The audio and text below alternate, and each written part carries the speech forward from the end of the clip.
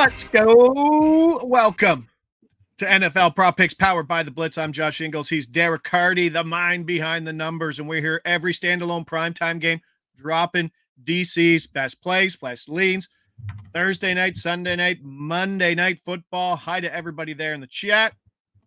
Moose, Damien, Evan. Happy to see you guys again after some baseball plays this morning. And we dropped another one. Mr. Holton, over 0.5 strikeouts. Minus 135 is a very good price for a guy who has somewhere around like close to 8K per 9 number, no? Yeah, I mean, he's could go 2 innings. He's been in this role where he's, like an opener, he'll go an inning or two. I think like 7 or 8 times this year. He only didn't get a strikeout in one of them. The bat sees value. It's what he's done. It's kind of, I don't know. It's kind of obvious one, I thought. Stephen Culp says that minus 150 now, kind of where it should be. Probably could get a little shorter. But Jay Hinch said, after Scooble, it will be chaos. So maybe 2 innings of chaos. That would be nice. You never know in the playoffs. They might be like, our starters are terrible. Holton's pitched 2 good innings. Go out for a third. He hasn't done that this year, but you just never know in the playoffs. That could happen. Yes. And like it with 1 inning, if it doesn't get across with 2 innings, that would be a brutal break. But that's all you can expect. So hopefully that works out. Producer Mick saying, hit that like button. Different show, different time. Let's go. Football, prime time. Bucks, Falcons. Tampa Bay taking some money here from, the Falcons were minus 2.5 this morning, down to minus 1.5 now, total sitting at 44, which is funny because the injury report kind of favors the Falcons because there's a lot of Bucks who've been dealing with injury all year. Yeah. And it's going to be talked about here in this situation because right away, wide receiver 3 and wide receiver 4, basically Jalen McMillan and Trey Palmer, have been ruled out, which is massive for target share down the road for Evans, Godwin, maybe White, Bucky, Cade Otton. So there's lots to go around in an indoor game versus a defense. And let's be honest, Derek, I don't know where you have them, and we know that defense is noisy. Atlanta's more of a bottom 10 defense than a middle 10 defense. Is that kind of where we have them? Yeah, I think it's reasonable enough. Again, defense, I don't usually consider as one of the huge factors, but it does go in there. It does help a little bit. And yeah, it's I think a good spot for the Bucks. They're going indoors. That's the thing I like the most about it. Absolutely. And linebacker Troy Anderson, who started every game so far for the Birds, DNP Monday, Tuesday on the estimated walkthroughs. He has 17, 12, and 9 tackles in the last 3 weeks. So if he's out, that's a big deal for that Atlanta defense. Let's get to it. 2 plays. 2 bets, 2 leans. Don't know the difference between a lean and a play. Basically coming down to win probability in that spot. So let's get right to it. Baker Mayfield. Oh, sorry. We got to do it. We got to do it the proper way. Oh, we're just dropping it right there. There was no anticipation. We don't do it that way anymore. We have a live show. We have to get to the book. We have to find the line. We have to hope the numbers go there. Okay. Just jump the gun. Jump the gun. Never done this before. We're at Bet Rivers. Pretty widely available number. Widely available, yeah. Yeah. Head over to pass attempts, quarterback props, passing props. There we go. Baker, the release Thursday Night Football, Baker Mayfield over 33.5 pass attempts. That's where we are. First lean on that, minus 105 here at Bet Rivers. Projection has him for 36.4 indoor setting. Derek Carr had 36 attempts versus this defense last week. And as I mentioned, and should be a good point that you mentioned that you don't really handicap defense as much into it because I think lots of people do. Oh, which defense is he in? Where is the success rate and the EPA per play on this team? And is it good or is it bad? And maybe people over handicap those terms sometimes, no? Yeah, I think they definitely do. We see it in baseball too, where people dig into, splits like, oh, well, today's a Tuesday and he's on the road and he's facing a left-handed pitcher and there's a waning gibbous moon. So historically in those situations, he's gone over 80% of the time. Nuke. Yeah. Like you can go crazy trying to like create splits or situations that like mirror what you think this is, but really a lot of times you're just introducing noise. So I don't even know what the original question was, but yeah, I like this. I like this play. I liked it more at 32.5 an hour ago, but That opened. Yeah, it's 33.5 everywhere now. So it's more of a lean at this point, but when did you make your adjustments? Right around that hour mark, and that's where it made the jump? I might have, honestly. I think that was probably around when it was. Yeah, okay.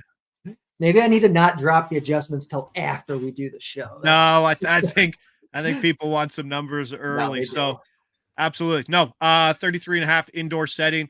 I wouldn't be surprised if Tampa Bay was trailing in this game. Yeah. For a substantial amount of At the time. very least, I think at the very least, a close back and forth kind of game. Atlanta plays fast, so they should be getting the ball back, fairly quickly. I like this one. Good. Derek M, is that your limit there at that book?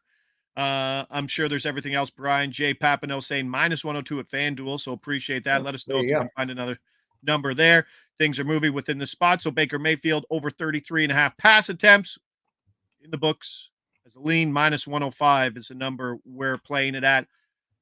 And now we got to pick on someone in that receiving core. Absolutely. Because of the injuries, because of McMillan and Palmer out, we've seen the target share go up for Otten, Evans, Godwin. Their routes run are up, especially in the last game where both of them were out. So let's go to ESPN. Go to Score if you're in Ontario. Let's go receiver props. Let's go receiving yards. 50. Do we have an over-under market there? Producer Mick should be sliding probably down. That is like the DraftKings player total receiving yards. I think that's it. Down. Between the Evans and Mooney lines, player total receiving yards over under. There we go. Same thing. Yeah, DraftKings likes to throw the alt overs at you at the top of the page and then hide the receptions and the over under lines closer to the bottom. Let's go. +115. Number's still there. Let us know if you're getting this at a different price at a different book.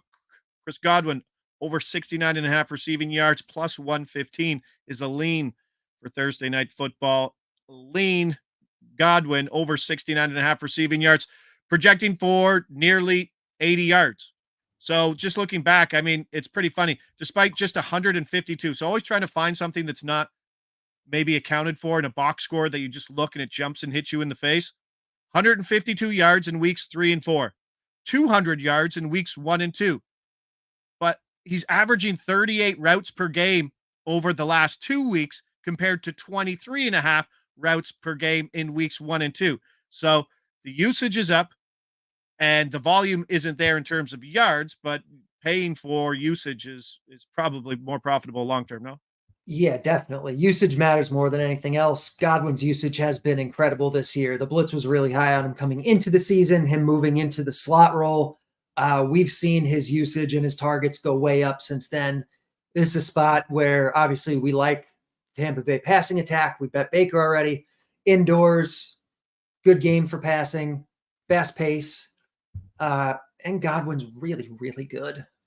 So yeah, this I think there's a couple of books that have this like 69.5 plus money. I think others have like 66.5 -110, -115, something like that. Yeah. So 64.5.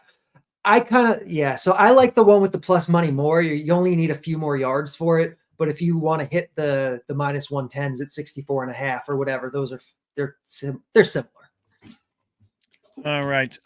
Yes. So out of the gate, the role of Chris Godwin jumping back into the slot was a big talking point early in the season. And I mean, has anything really slowed down this Tampa over 75, 140 plus? Derek's going Yeah, to I like say, that. well, I like that. Yeah, Yeah. anytime you throw the plus money, that's something that he always likes. So I'm just trying to bring up some slot stuff here because where is he? All right, so he's 75, 78% in the slot right now, where he's doing most of his damage at 250 yards plus 2 TDs, single drop.